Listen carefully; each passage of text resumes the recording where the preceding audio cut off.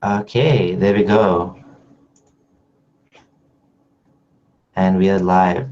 So just give it a second Sure, to, sure. No to worries. get published.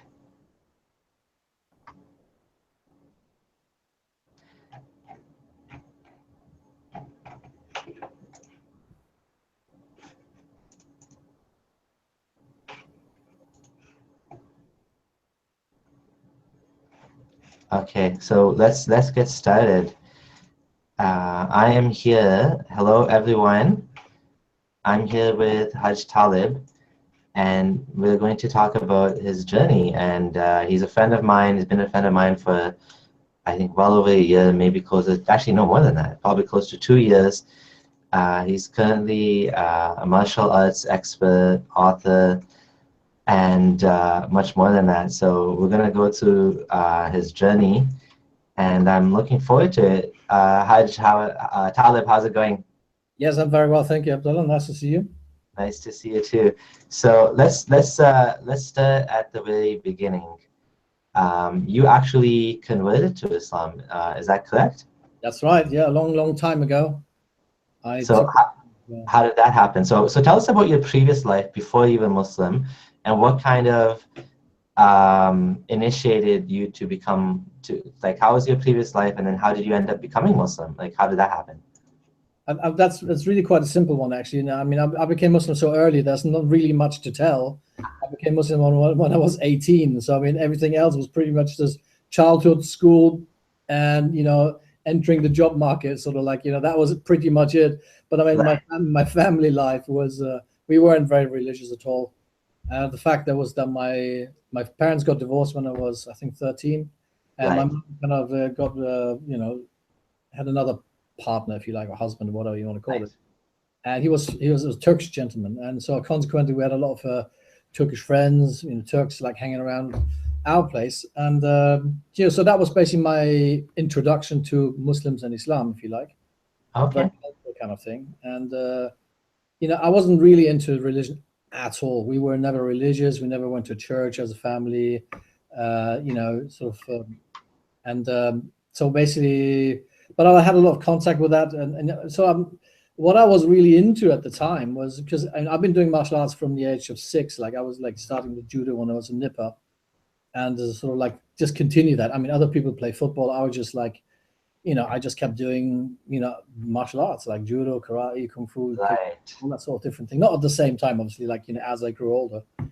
And so I was really more into like that kind of philosophy, like Taoism and Confucianism and Buddhism and all that. Didn't really understand it, but Mm-hmm. like, I was just, obviously because it had to do with the martial arts, because Right. them coming from sort of Far East.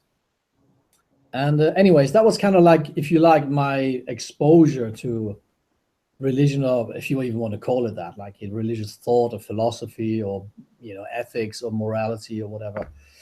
And anyway, so like when I was like 18, again, like we had lots of Turkish friends and sort of family around, if you like. And I spent a lot of time with Turkish people, and the one thing that really got to me was like their hospitality. Right. Like this Muslim or Turkish hospitality was just like absolutely amazing. It completely blew me away, like compared to what I was used to from my family. And like, And you were in UK? no, Where were you? I was born and brought up in Germany. Oh, okay. I spent pretty much most of my adult life, like 25 years outside the country. So like, I haven't really spent that much time as an adult, like, in Germany. And so anyway, so like what happened at the time was really, I was kind of like, going about my business, whatever. Well, I was a trainee as a chef, that was, and working in a restaurant, and like doing what I was doing. And at the time, I was the thing about me. That's also why I chose the Muslim name Talib. Is like Talib means students or seeker, Oh, okay. and I was always very curious. That's one of the things that, and I'm really happy about that. I'm have that kind of inbuilt curiosity, like, and like I'm always open for new things. That's fantastic. Yeah, I think that's a sign of an open mind. Someone that's willing to leave the previous religion and willing to convert to another way of life. It shows that you're not the type of person that you will, stick to something even when you know it's wrong. I mean, I think anyone that converts to a different religion, it's a very positive sign in the sense that they're not stuck, right? Like they're not like closed-minded. Yeah. I mean, it's either brave or stupid, so, some people would say, but That's true. That's true. Sometimes for me, it was really more curiosity. I mean, that was really, and I didn't read the Quran. I didn't study Islam. I didn't have a dream of some kind of saint or prophet, or I didn't travel to the Holy Land or nothing like that. I mean, nothing like that at all. And so I was just kind of like, I like the food. I think my stomach converted me to Islam more than anything else. I mean, initially. Yeah, that's funny. I guess as an 18-year-old, life is very different, right, than what it is now, right? So there's different things that motivate us. So what did Islam mean to you once you converted to Islam? I mean, you were Muslim pretty much your whole life, and Islam was a very big part in your life. I think it meant everything to you, right? Pretty much. I mean, I was like, I mean, when I sort of converted, and really, I think really the word converted really describes it really well. Actually, a lot of Muslims sort of prefer to use the word revert.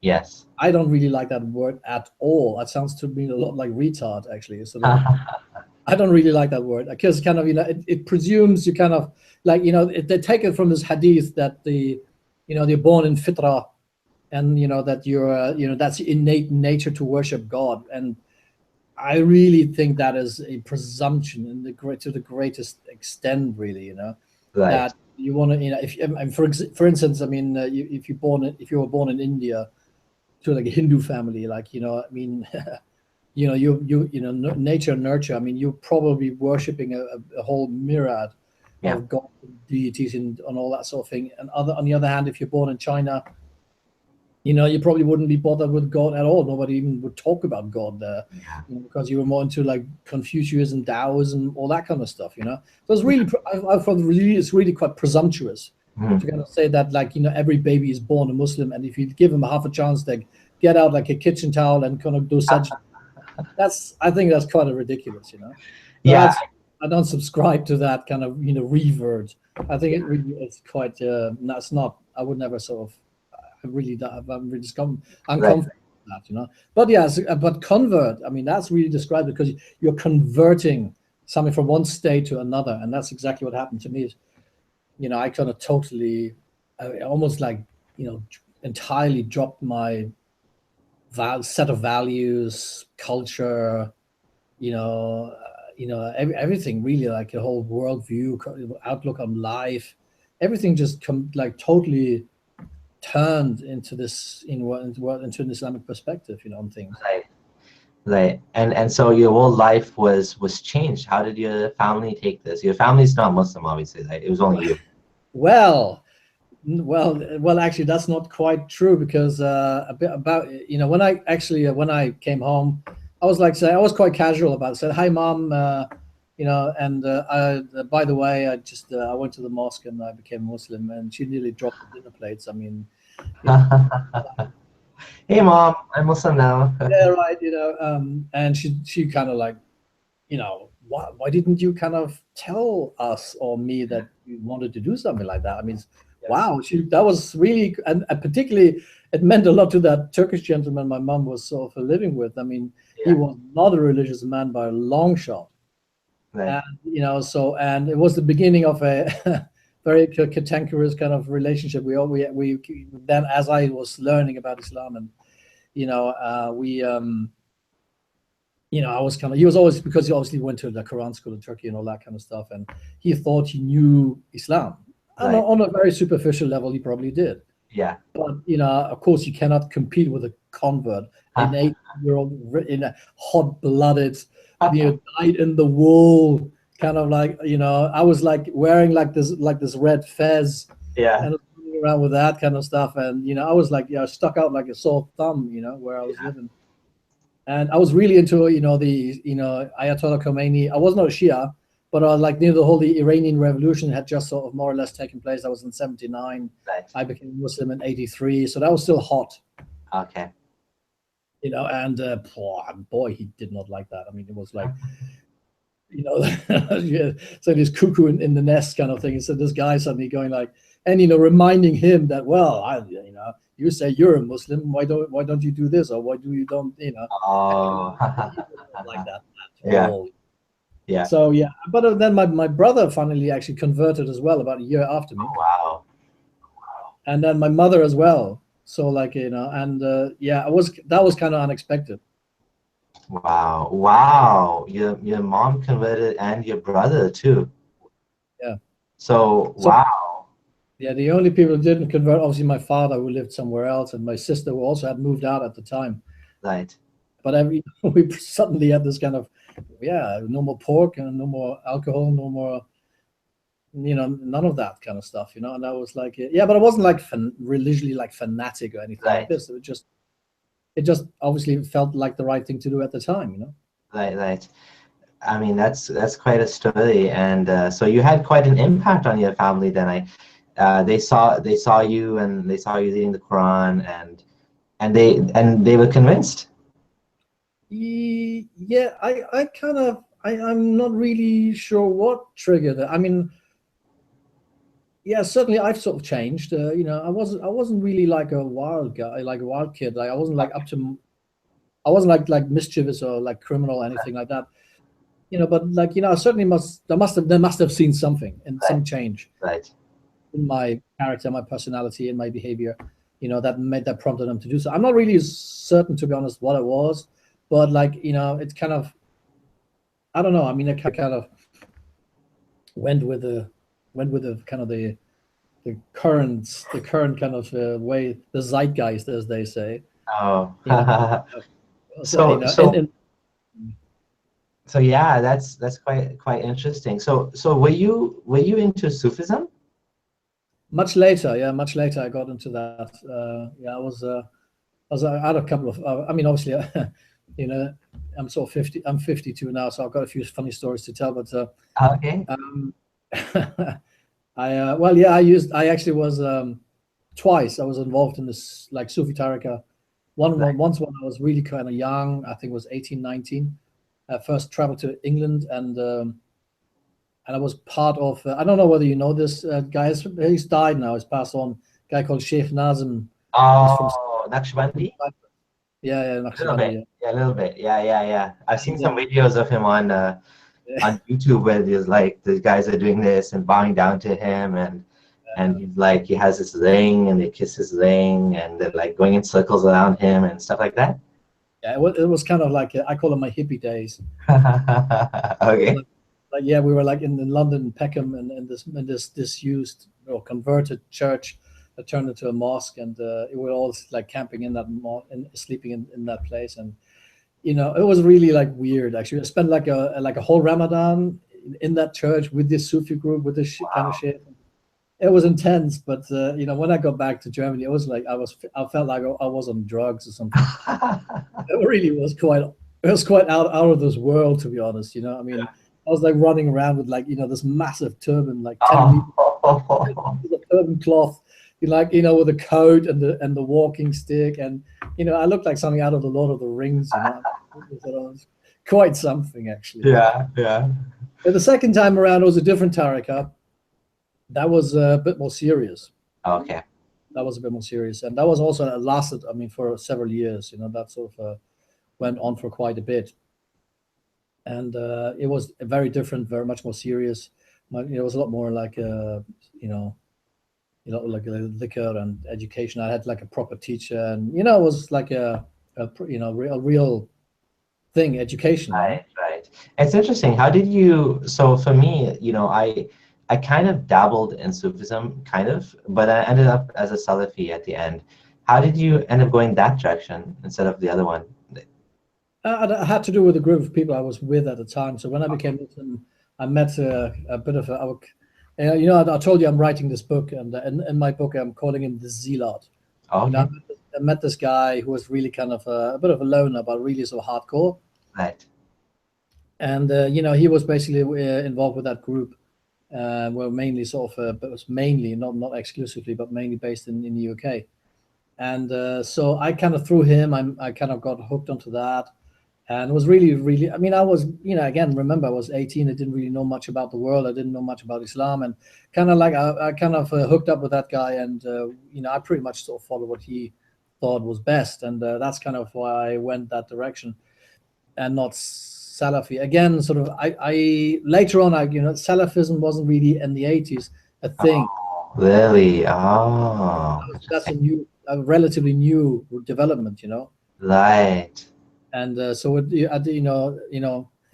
like there wasn't like it wasn't a condition you could choose back then. Okay, that came later. Oh, yeah, because the Saudi money and stuff and the whole Yeah, Quran yeah, science conference in the 90s, all of that happened later, I guess. yeah, totally, yeah.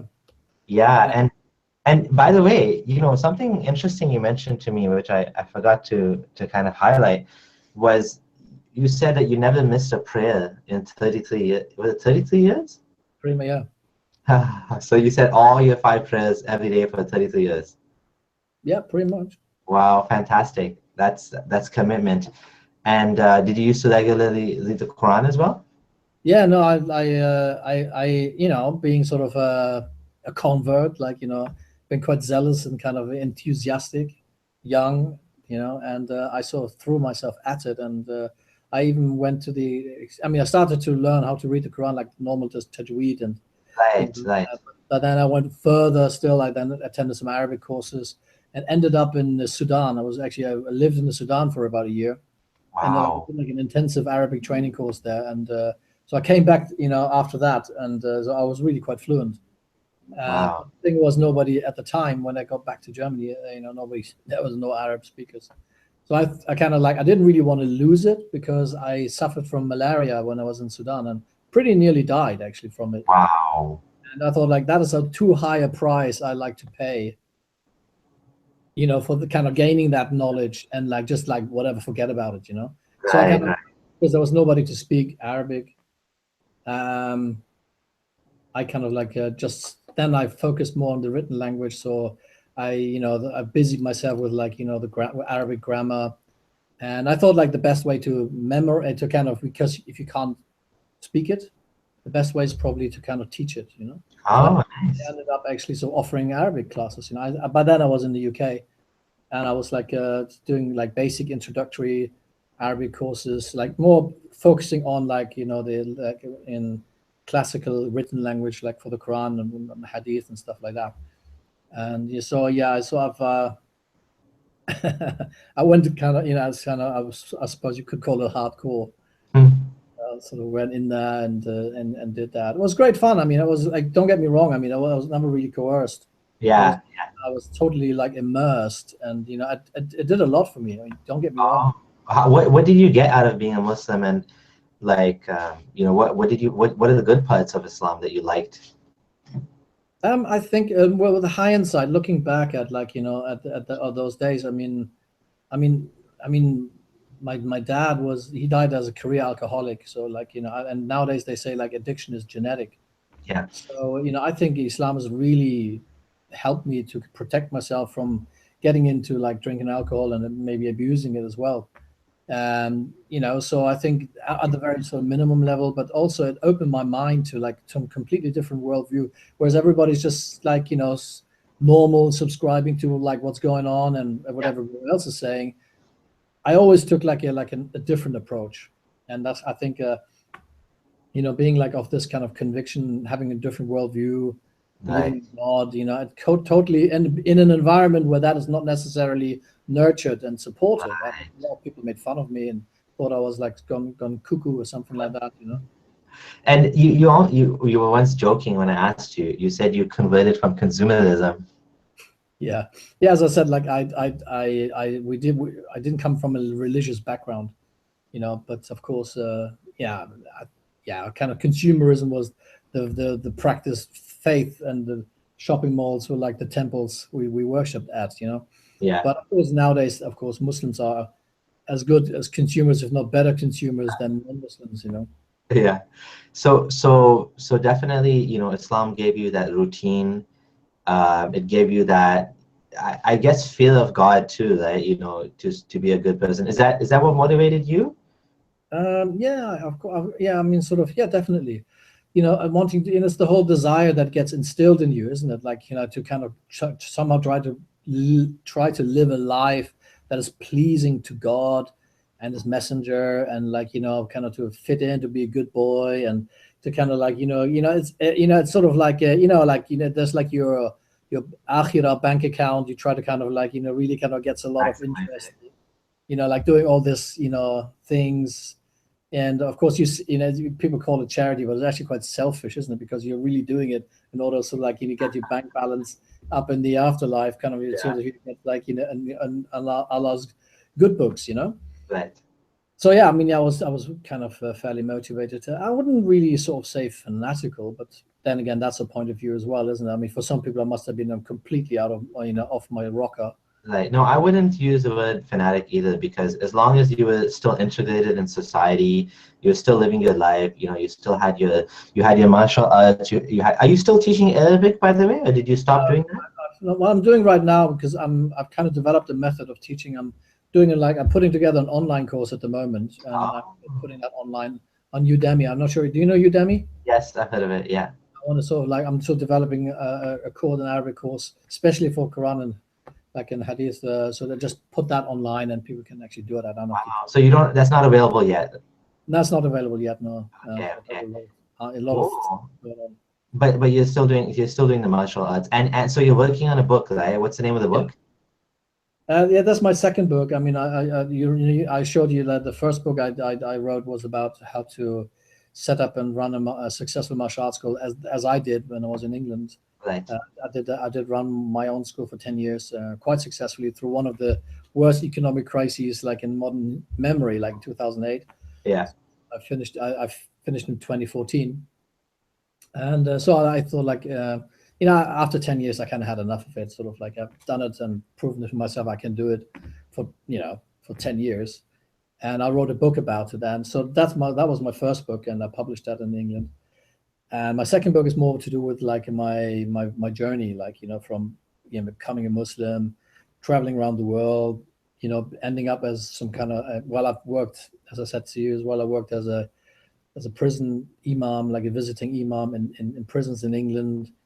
I sort of was like an Arabic teacher. I worked as a khatib, and so that's quite a journey, from some kind of like some kid in the north of Germany, kind of like, going around the world, doing all this stuff, seeing all these things, meeting all these people, and like, obviously never really quite anticipated it would change my life so radically. Right. So you consider yourself like an agnostic Muslim now? Is that what you would? Is that one way you put it, or how would you describe where you ended up now? And it's a good question, actually, and I'd really, honestly, I'm currently still kind of grappling with the definition. I think, this whole process, as you probably know yourself quite well, it's a process. And, at some stage you probably, end up more, perhaps, I don't know where, because you don't really know where you are. Like, you probably say, well, agnostic. I'm not so certain anymore. right.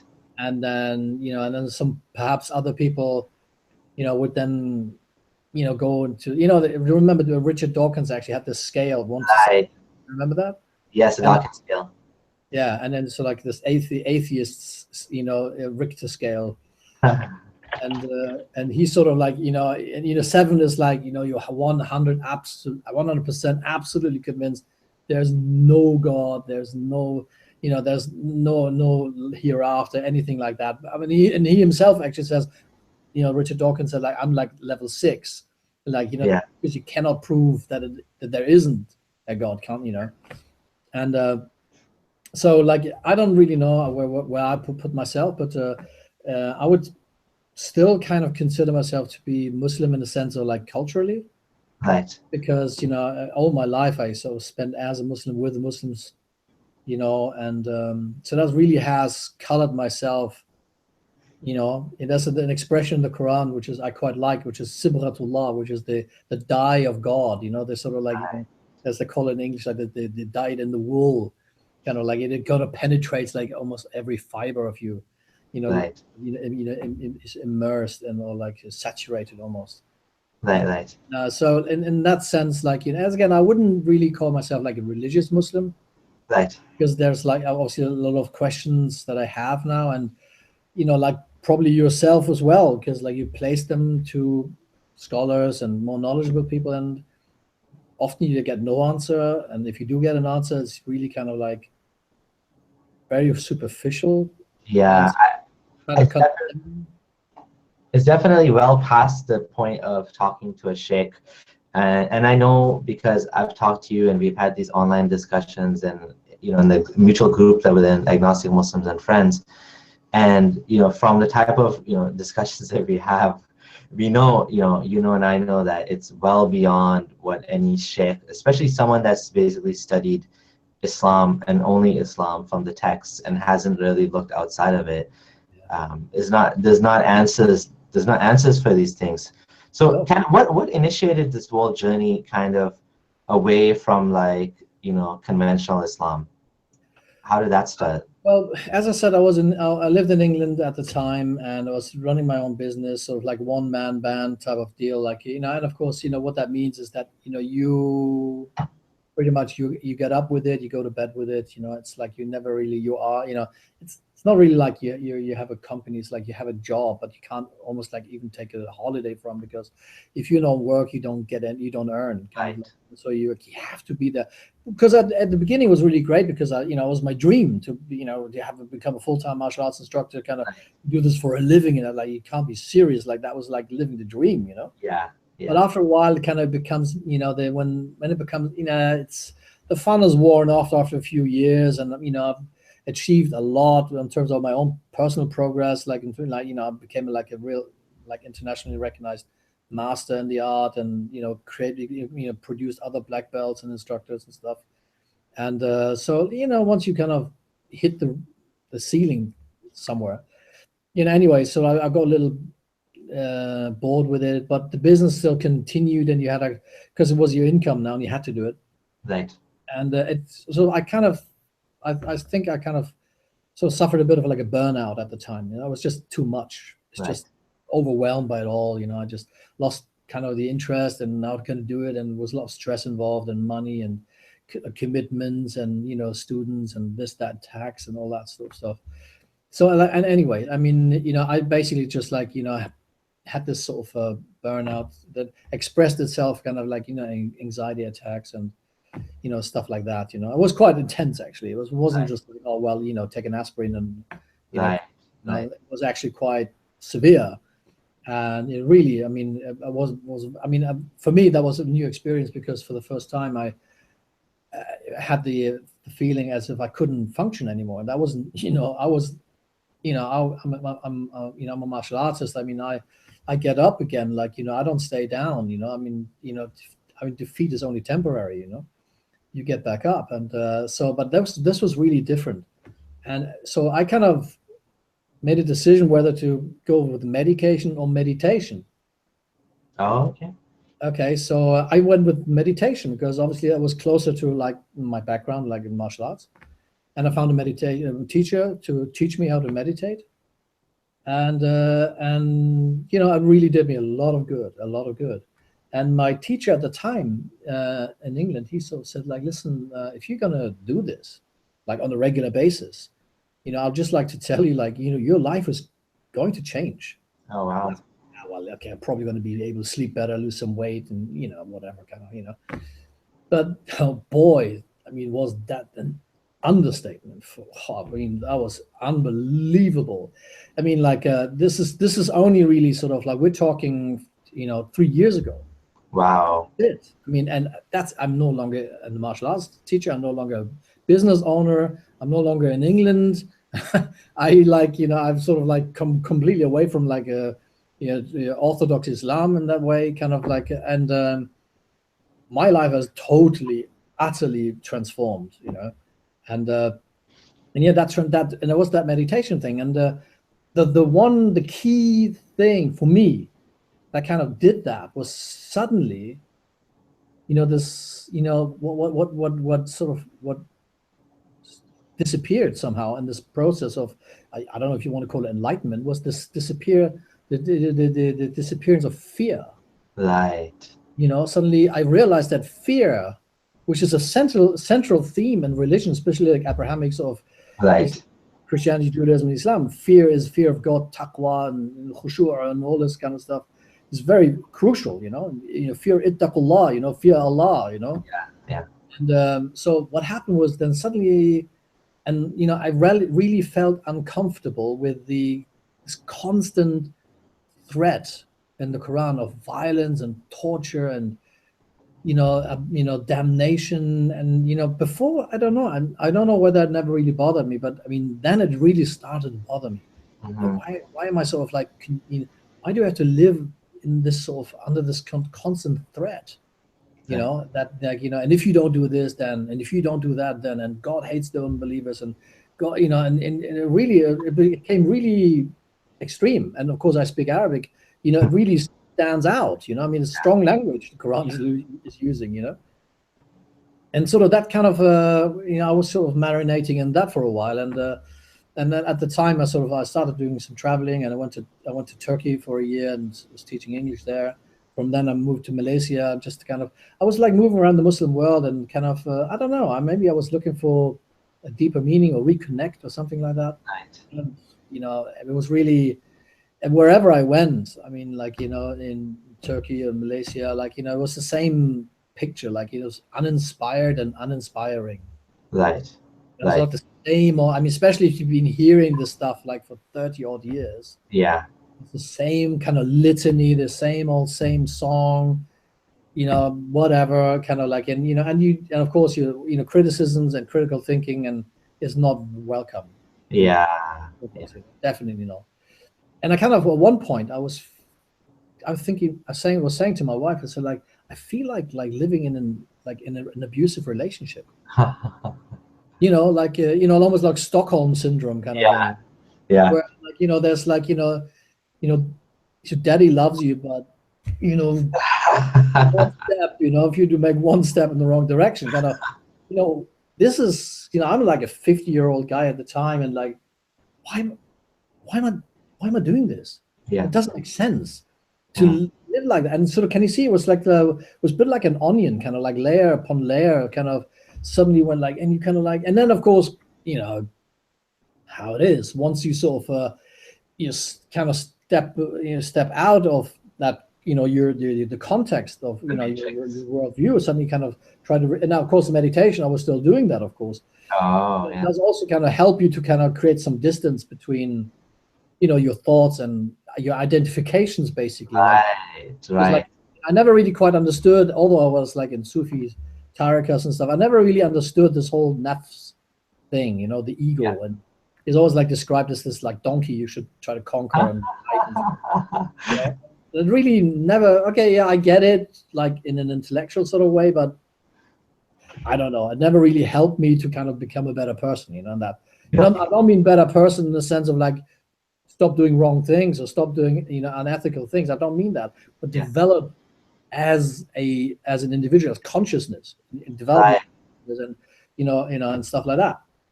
And I'm not saying that you cannot travel and arrive at these sort of things through a religion. I'm not saying that, but for me that never really happened, although I was practicing for 30 years. Right. And anyway, so like with that meditation, I kind of it did this. It was just such a simple thing. Just sit there, breathe. Right. I found the same kind of wisdom as well in when I started studying mindfulness and Buddhism, and I'm seeing something very different than the Abrahamic religions. Like I think even though Sufism, I think, has some of those attributes, like you're saying, of this nafs, it's never from the same perspective of like distancing yourself from your thoughts. It's more about distancing yourself from your desires. It's like almost a different perspective, right? Aestheticism is like aestheticism, you become an aesthetic kind of, like renouncing the world kind of thing, like Yes. And I get that, and of course, like, well, if you live in the 21st or 20th or 21st century, then, and it's not that easy to kind of like just go out into the desert or up on a mountain. Do you know what I mean? For starters, you don't get Wi-Fi, so like how how can you even reach enlightenment without Yeah. love? So I'm joking, but yeah, it's certainly, it put things in a different context, and it really sort of like I because I consider myself to be a good person, Mhm. and like was trying to kind of do the right thing and do my prayers and fast Ramadan, and I went to Hajj like twice even, Oh, and and really sort of like try to my hardest kind of thing, and yeah. still I felt this constant threat, and I was uncomfortable with that, and that was kind of like can you see the mechanism and kind of what happened then, and as I said, like I was like one aspect where I was just trying to really almost desperately trying to find Muslims I could talk to about enlightenment, spiritual awakening, sort of like this whole idea of like, thought identification, that what it really is, that, that really your attachment to certain outcomes and certain ideas and certain ideologies and expectations, that's really what kind of creates misery, because you identify yourself with it and then it's taken away from you and you get upset. Right, You right. know, and I've never really sort of, had that presented to me like from a Muslim background. And I met one guy in Malaysia, and who kind of also read some of these traditional, the spiritual teachers. Like I'm not sure whether you heard about Adyashanti. He's like, Oh, just a little bit. yeah, he's he's like from Los Angeles. He's like an American kind of spiritual teacher. And like, this guy, wow, I one particular book I read that's totally saved my life, and of course, the man himself, Eckhart Tolle. I'm not sure whether you know him. Definitely. I read his book. Yeah, He's Eckhart Tolle, yeah. amazing, completely. That guy is absolutely on another level, So I Right. mean, anyway, that guy I met in Malaysia, he actually had heard of these things, and I was like I was talking to him like, why is nobody teaching this? I mean, this is not some far out stuff. This is really basic, Right. really going to help you with yourself living a more conscious, fulfilled, happy life, Right. and he said, yeah, you're right, because and he was like still like me as a convert, and and he was sort of also like a teacher and imam and stuff, and he was saying, yeah, but I'm sort of, the problem with Muslims is if you come from anywhere outside Islam, any other source than not Quran or Hadith, they won't take it from you. Yeah. And especially like particularly with spiritual kind of teachings, Yeah, yeah. That's a big problem in the Muslim community, where I used to doubt this too when I was early Muslim. I was like, anything certain things I would read, you'd have certain Muslims tell you, oh, but why do you need to read, better way to, to live your life, or 15 ways to make friends, and, like all of these type of books, right? To influence, like Dave Carnegie, anything like that. They're like, oh, why do you need to read that? We have everything we need in the Quran and Sunnah. Yeah. For this 7th century book and this 7th century man that was living in a specific context and time and place. Apparently, there's all of the wisdom you need for all of eternity. And I used to be confused about that too. I was like, does that make sense? But thankfully, I didn't limit myself only to the Quran and Sunnah, and I was able to go outside that. So that's something you experienced as well. Like anytime you brought up anything, it was like, no, no, no, no, no, haram, haram, right? Yeah, obviously, I mean, you get that kind of like because obviously people are who kind of they don't know what you're talking about. Most Muslims, most people who live in a particular worldview, whether you're a devout Christian or devout Muslim or devout Jew or whatever, you never look above the parapet. I mean, you're very much sort of like this sort of confirmation bias. You look at the stuff that confirms what you're thinking already.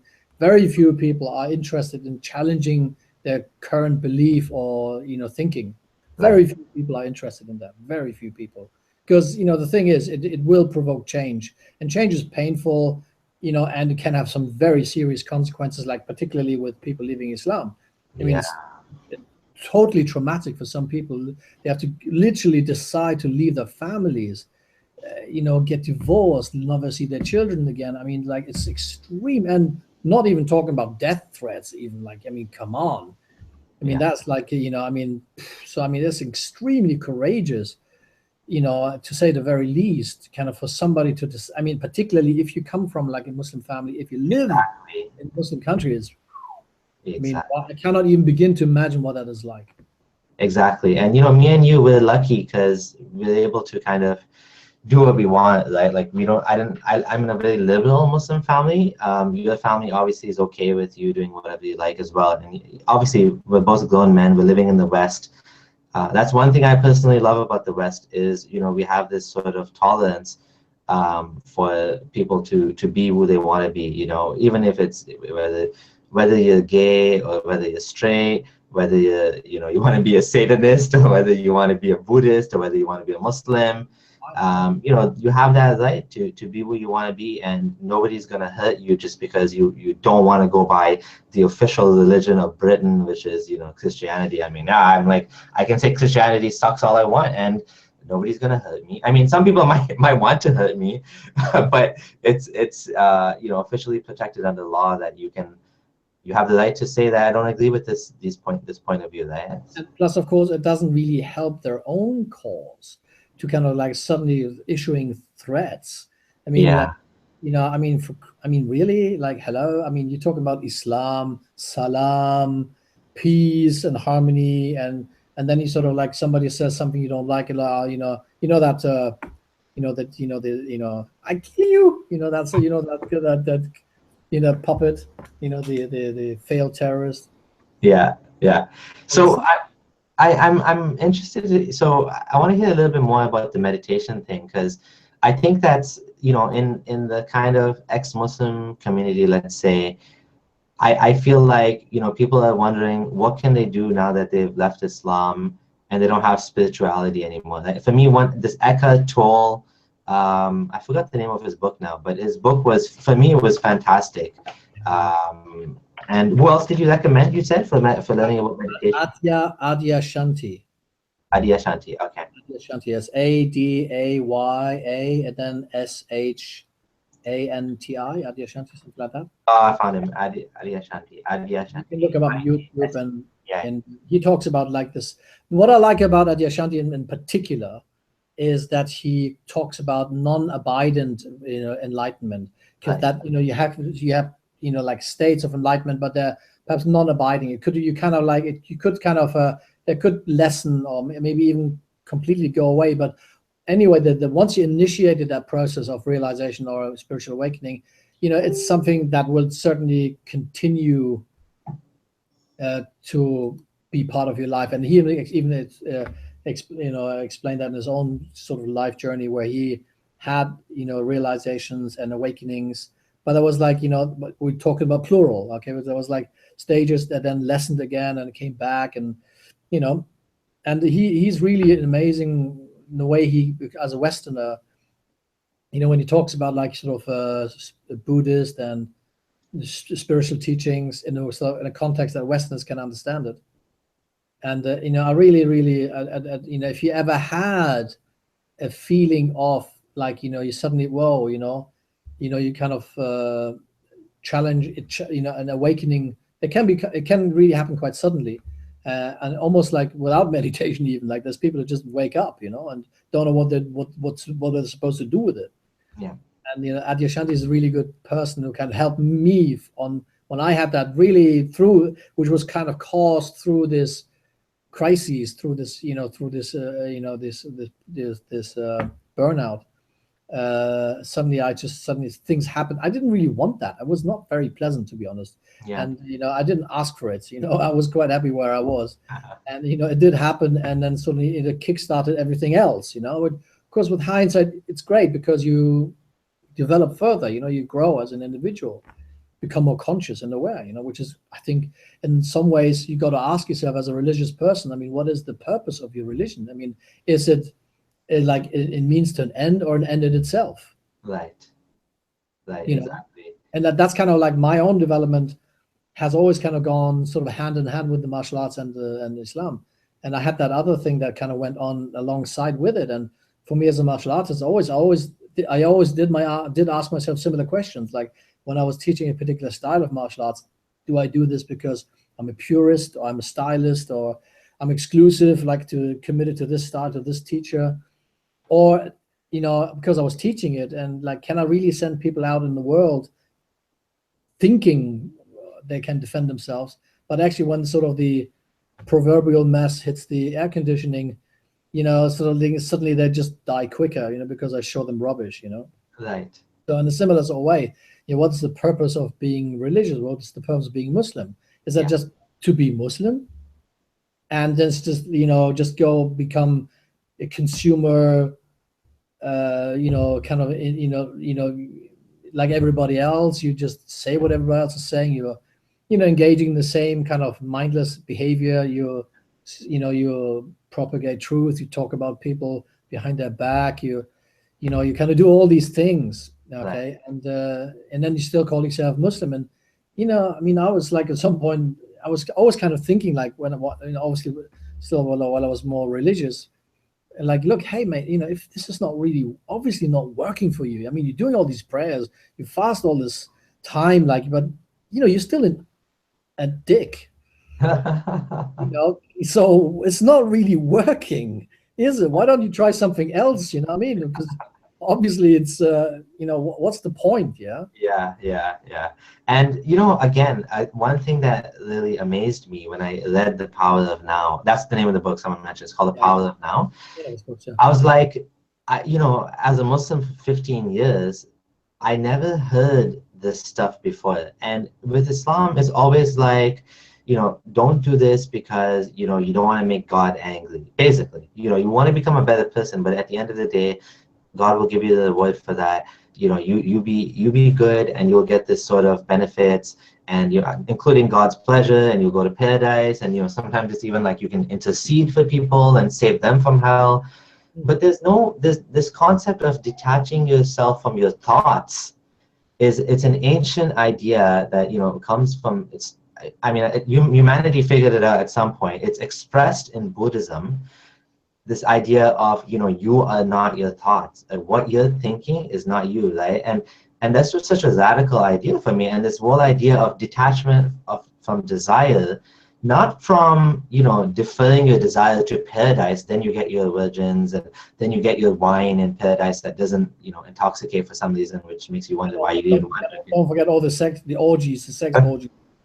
Yeah, so it's a completely different reason to kind of better yourself. It's not like I'm not doing this because I don't want to be punished, or I want to be. It's more like I become content by distancing myself from my thoughts and my desires, and it's a completely different perspective, and it's eye-opening when you hear it. You're like, wow, like, and people sometimes say that, oh well, you're just replacing one religion with another.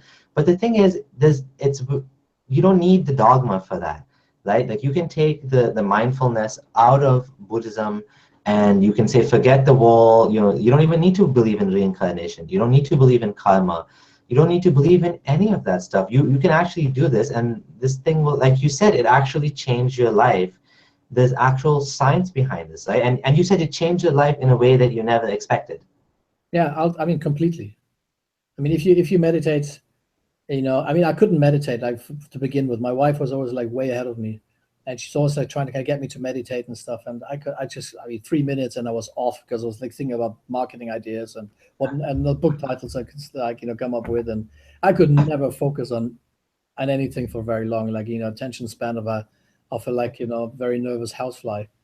But but then but I think a lot of times what happens is, for many people, I'm not trying to make like a sweeping statement, but for many people it tends to come with a certain crises of some, either Right. health or faith or relationship or something like that, something very, very serious that kind of challenges your status quo, challenges your worldview, just challenges you as a person, living, existing.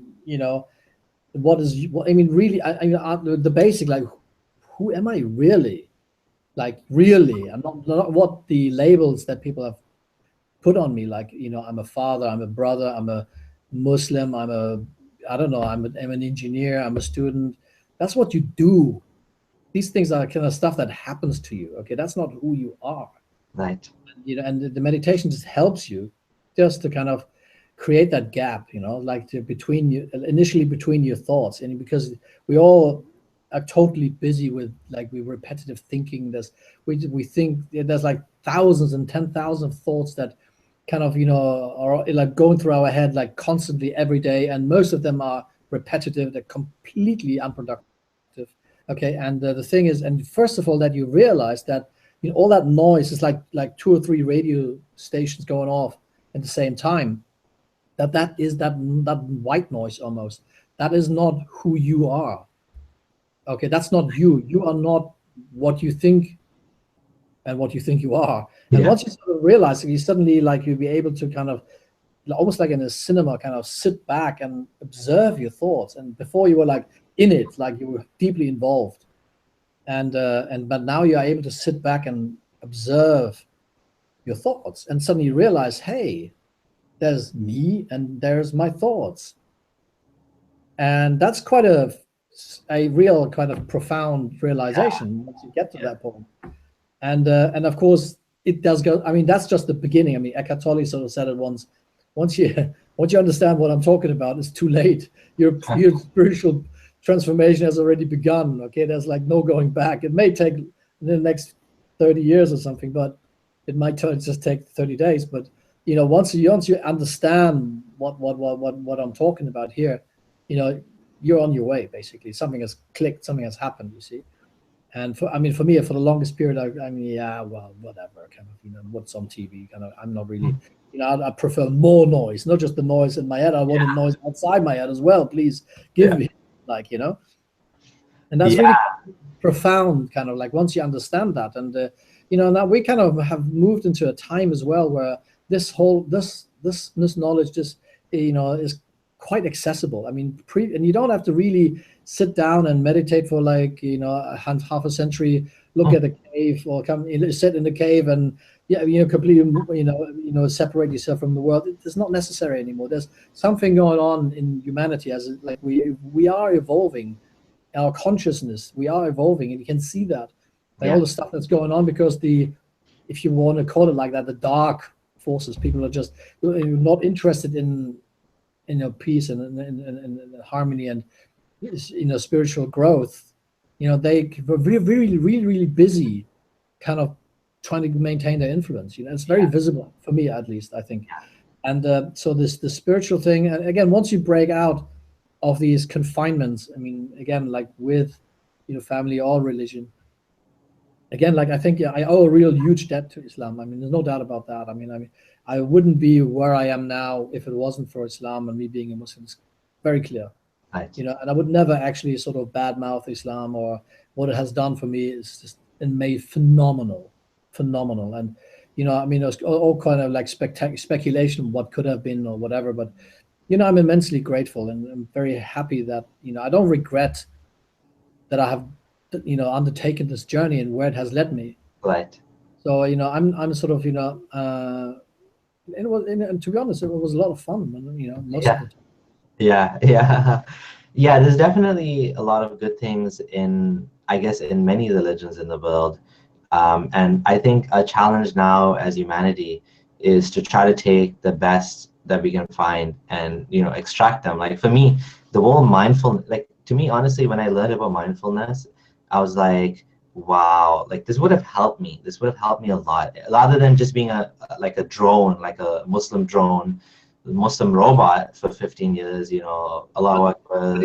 You see, Abdullah, at the time, if somebody would have come up to you and would have talked to you about these things, you probably would have like, astaghfirullah, brother, what are you talking about? This is bid'ah, get away from me, you Satan in disguise. Like, you know, I don't want to know you. You know, you kind of, you know, you wouldn't have been ready for this sort of stuff. And you grow into that, you know, so it's kind of a bit, you know, I think it's a little problematic to kind of say, well, you know, I could have benefited. You probably could. Yeah, my dad tried to get me into meditation many times, and he used to tell me, you know, the way you're following Islam, the Islam you're following, it doesn't seem really spiritual, and you should do some meditation. I was like, nah, I don't need meditation. I'm doing namaz, like salah. That's my meditation, right? And it's like, it wasn't meditation. Like it was just like, you know, moving my body like up and down. And it wasn't it wasn't meditation, it wasn't mindfulness. I didn't have that. And so you know, you're right. Like even if someone offered me that, my eyes weren't open. I wasn't ready. And so, you know, I do think that some people, do you agree that some people do need religion in their lives?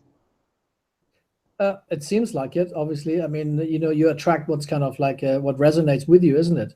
And if people sort of, if they have gravitate towards religions, then obviously it's part of their journey. You know, I mean, who am I to deny anybody their particular expression? Like, but again, you know, I found that religion is an extremely individual and individualistic experience.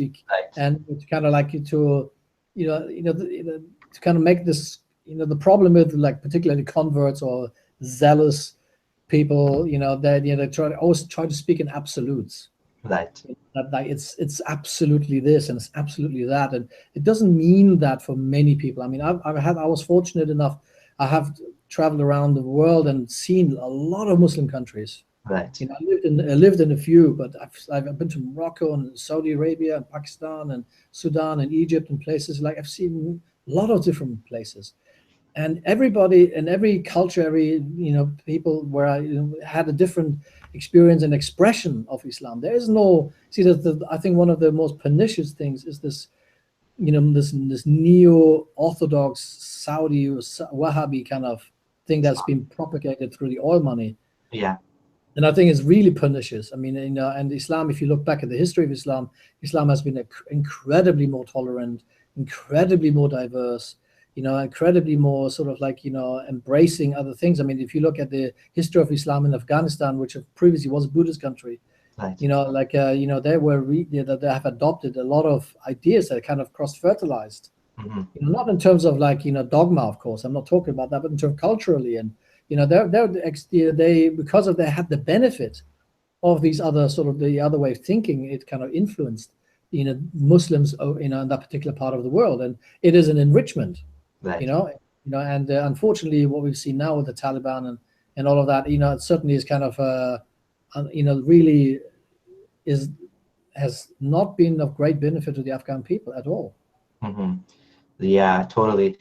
Like, what do you think about God now? Like in terms of God, in terms of the universe, in terms of how it was created, in terms of whether he sent any. I'm guessing you don't believe in any other religion now, so you probably don't believe that God sent any revelation. How do you see the world now, and in terms of God, where does God fit in? Is there a God? Stuff like that. I mean, the word God is a very, very overused term, an abused term as well. I mean, everybody talks about God. Nobody knows what it means. Everybody, a lot of people claim to know what God is and what he thinks and what he wants. Personally, I mean, I do kind of think that there is a creative force in the universe. And that's, I think predominantly, if you talk about God, I like to be, I personally think about creativity, and rather than the creator God. Okay. Mm-hmm. And for me, born out of my own experience, I think the revelations or these books or openings or whatever you want to call them have certainly got a lot of truth in it. And the Quran is an amazing book, and it has a lot of very, very compelling things in there, no doubt. So does the Bible as well. I mean, the Old Testament, and of course there are problematic passages in there as well. And everybody just picks and chooses, isn't it? So like everybody, it's like a sort of like a salad bar, isn't it? Everybody just likes to take things they like and have their own mix. And of course, the non-Muslim and anti-Muslims or anti-Muslim bigots or Islamophobes or whatever you want to call them, they kind of do the same thing. They go to those other verses and say, well, look, but you could easily go to your Old Testament and go like, whoa, this is like, but so for me personally, have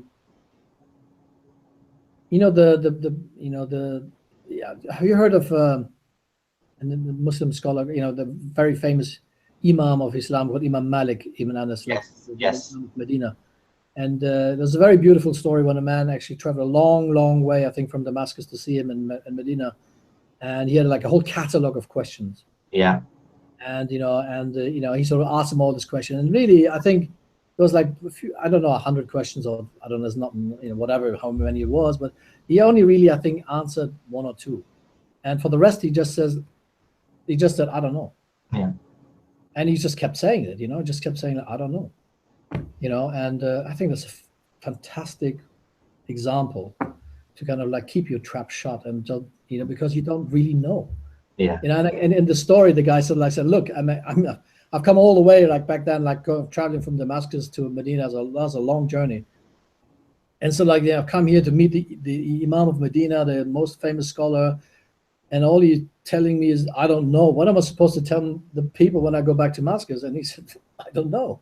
So I love. Tell him Imam Malik said he doesn't know. That's what he said. Yeah, and I think that's a really, really fantastic little anecdote. And to be honest, I will not presume to speak that I know God or know the mind of God or the will of God, nature of God, anything like this. I can only say for myself, I think that there's some level of connectiveness, but I would not put God into a human definition or a dogma. I think, and it does say that in the Quran, so laysa kamithlihi shay. I mean, nothing is like, he's nothing like anything. Right. Lam yalid wa lam yulad wa lam yakun lahu kufuwan ahad. He's not like anything, or anybody. Right. So that's, for me, that's I kind of stick to that. I mean, I if God is like nothing we know and can experience or express, we better keep our mouth shut, because we're too busy, obviously, with our own consciousness. How can we possibly try to encompass, the thing that the driving force that is behind everything? It's beyond comprehension. And the best thing, and most wise people, most illuminated and enlightened people have consistently either kept quiet or just said, I don't know. Right. That's a great answer. Yeah, me personally, I'm kind of leaning towards atheism, but I'm definitely okay with the idea that there is some sort of creator entity, creator God.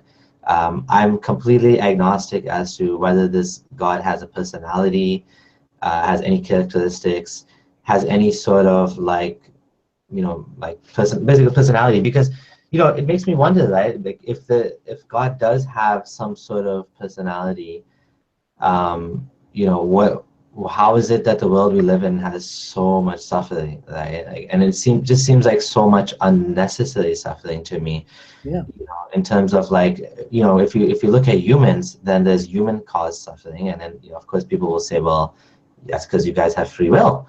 But then it's not just human caused suffering. There's like natural disasters, there's diseases, there's animals that have to eat each other, animals like whales, like whale cubs, whale seals that will like rape the little baby seals, and like it's just so much like horror in nature. It's just like what we see is that we are barely surviving here on this little rock somewhere in the universe, in some corner of the universe. Not we used to think we were like the humans thought we are like the center of the universe, we're the most important thing that exists in all of the world. Everything here is just for us. This world was made for you, the milk in the cows was made for you. It's like the sea was made for you. Everything was, the fish were made for you to eat, and the animals for you to tame. It's this kind of narcissistic worldview that everything was made to serve us. And when we look at the world, it's almost like we're barely surviving in this little rock. It's just a little bit of a thin layer in the sky that's protecting us from the gamma rays that don't like destroy us and cause us to all die from cancer and radiation poisoning. We're like one earthquake away, like a super earthquake away from all being annihilated, or one super germ that comes and just wipes out all of humanity. It's just, I feel like, maybe it was just a cosmic accident. That's sometimes I wonder. Maybe. But the things like and those are all questions, and people have been asking themselves these questions for thousands of years. But the one thing we can say is that there's something like consciousness. Yeah. And we are conscious beings. And, we can go towards that consciousness and actually, as they say in this sort of enlightenment business, they sort of like, they say like, that consciousness, you can, when you awaken, wakes up to itself. And, and you are just in the way. You basically like with all your thoughts and concepts and ideas. Okay. And once you remove yourself and you kind of like, you become, you wake up. Yeah. And the Prophet Muhammad himself said that as well, like, die before you die. I mean, like, it's kind of like before you die, wake up basically, because we are living in an illusion, and we need to wake up to, I wouldn't call it reality, but it's just consciousness, and just become aware. And once you become aware, things will look very, very, very different. And this, it's very difficult to describe that, but if you never sort of actually sort of tasted honey, you cannot explain what the taste of honey is to someone, but for me, as a conscious human being, who is constantly trying to learn and, develop and grow, that for me is the challenge, to kind of not to get out of my own way and not create suffering for myself or other people. Just by being aware. And look, I mean, you brought up some very valuable, very valid sort of questions and issues, but I'm so busy, and this is such a huge job that will take me for the rest of my days, that I wouldn't even presume to kind of have answers to any of this sort of stuff. I mean, it's you see when people say, what can I do? But the thing is, you mustn't underestimate that. It seems like, oh well, like there you are, go back and hide in your shell, you look after the beings, look after number one. I'm not really saying that. I mean, and what it actually does, I mean, if you look at any religion or movement or ideology, it always started with one person or maybe a couple of people. And that is and if you really want to see a real transformation, real change, then change yourself. And you'll be so surprised once you have made changes. And I mean, you cannot, for most part, can't help being around other people, and they will probably notice that you have changed, or that there's something about you that kind of like, hey, what is that? You don't seem to be so phased and afraid and anxious by all the stuff going on around you, like everything to try to eat you or exterminate you, or can take your job, your wife, your money, whatever kind of thing. What? Why? Hey, why? Are you on drugs, or is there something else that's going on? And if you can just perhaps, and that's where it starts, that you then raise awareness and consciousness in other people. Right. And really quickly what happens, Abdullah, is that sort of individual differences kind of tend to go away really quickly. They become very insignificant. And it's really borne out by the fact that if you look at masters, like spiritual masters of any kind of direction, whether it's Buddhist or Muslim or Christian or any kind of they all meet somewhere. They all talk about the same stuff. Yeah. And that's exactly what I'm saying. Like all the other stuff, the quarreling and quibbling and disagreeing and accusing each other, kind of, that's really sort of like entry level stuff. That's kind of, you don't really want to be stuck in that sort of the kindergarten spirituality, like pointing the finger at everybody else, and not realizing there's always three fingers pointing back at you. Yeah, exactly. Well, you really want to, that's, I think that is, where it is at, and and of course, everybody finds different expressions for it. Some people call it God, other people call it consciousness, whatever works for you, kind of thing. As long as, in the end of the day, is it actually, getting you somewhere? Like, is it actually helping you as becoming a more enlightened, more aware human being, or is it not? Right. Then, may the chips fall where they may. If you can answer that question, and it's a really simple question, is it helping or is it not helping? Yeah. Either do more of the stuff that works or less of the stuff that don't work. Yeah. Okay, it's quite simple that way, quite utilitarian. And that's it. Everybody can answer that question for themselves, and yes, it does have implications. I fully realize that, where it may lead, but then, you have to go your way. If you don't, you live a lie. Yeah, yeah. And do you have any books that you'd like to recommend? Anything that you're reading or read in the past that helped you, other than the Quran? Oh, I read a lot of stuff. So maybe specifically about, opening your mind away from the very specific truth of Islam. Was there anything that specifically helped you? I know you said, stuff on meditation helped you. Was there anything else? I think the two things I already mentioned. There's definitely Eckhart Tolle is a very, the Power of Now. That's an incredibly important book.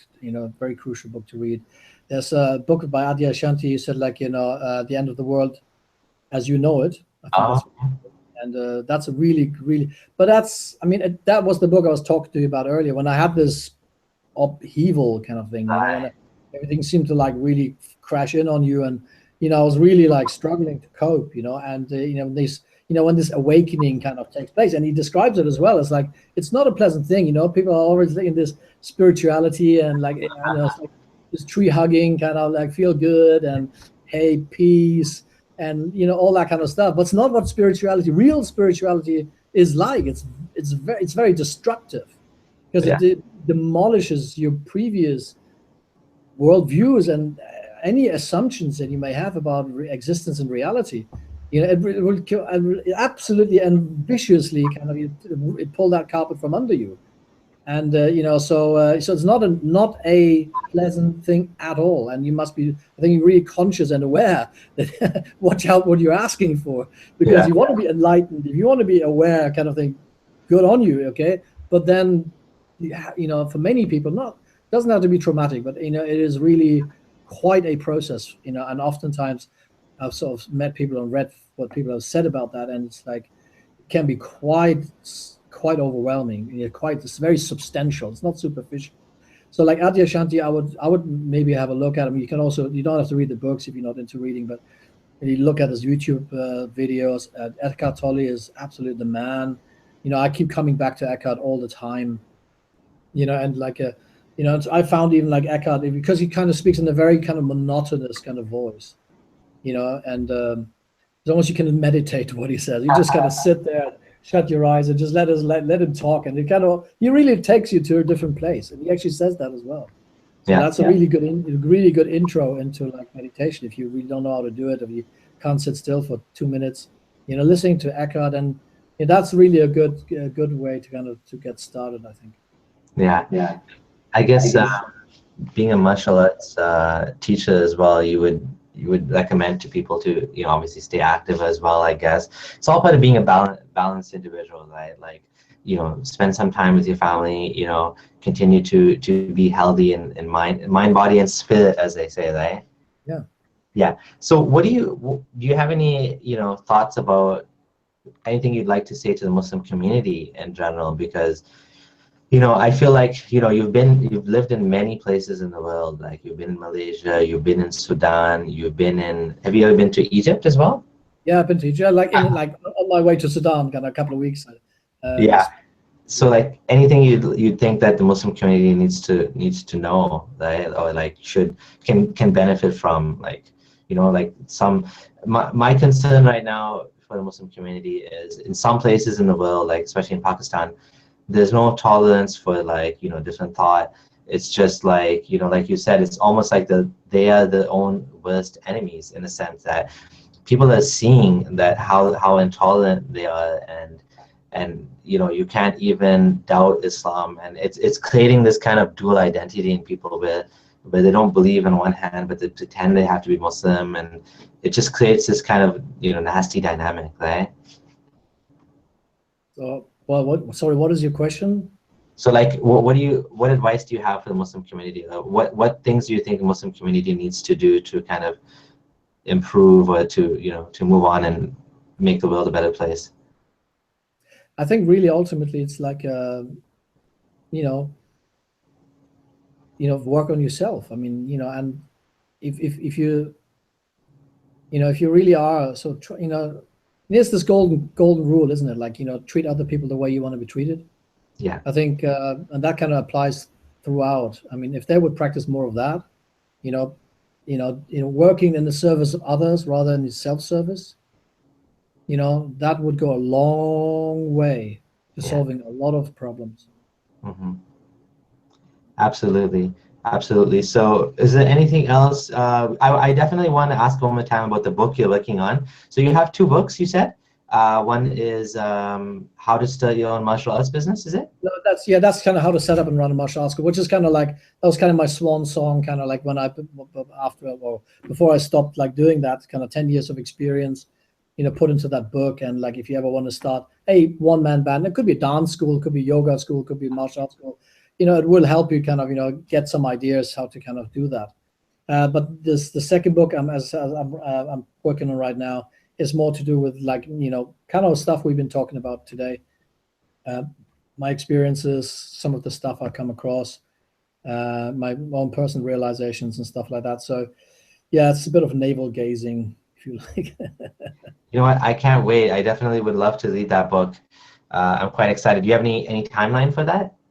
Probably, I hope somewhere in the first half next year. I'll keep you posted. Like, maybe we can do another chat.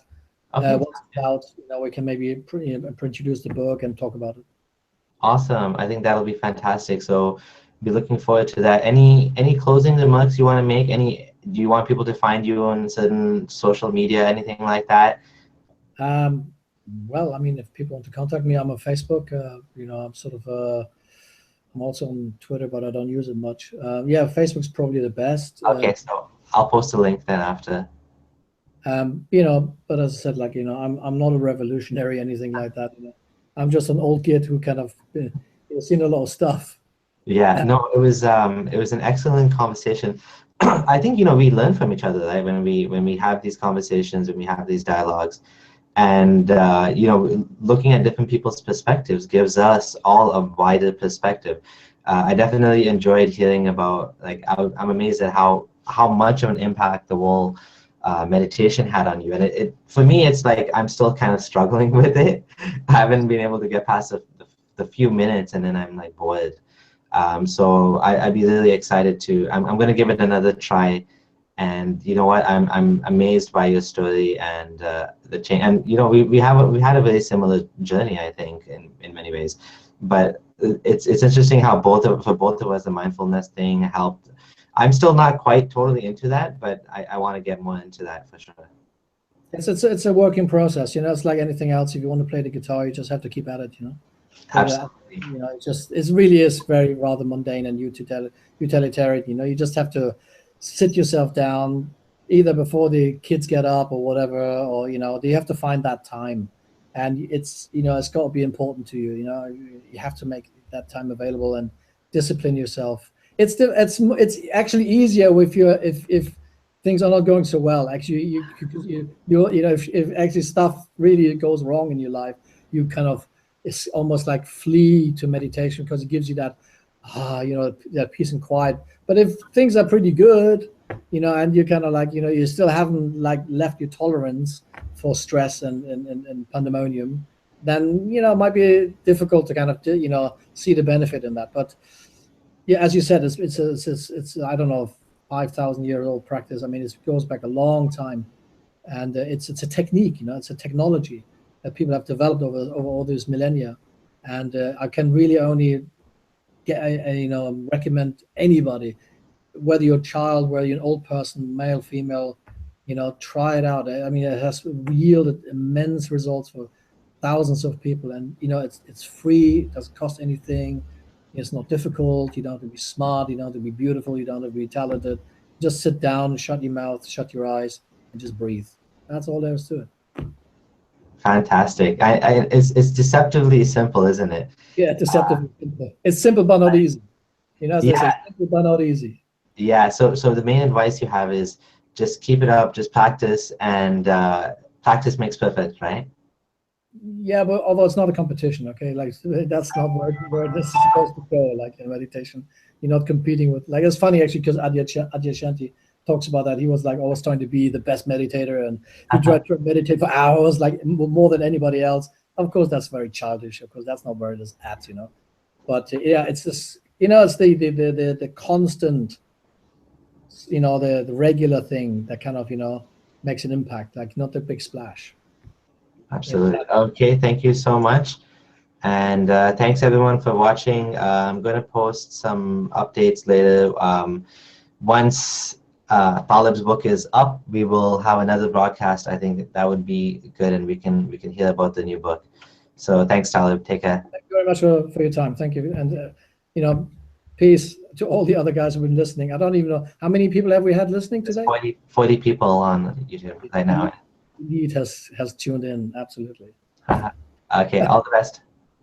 Take care, bye-bye.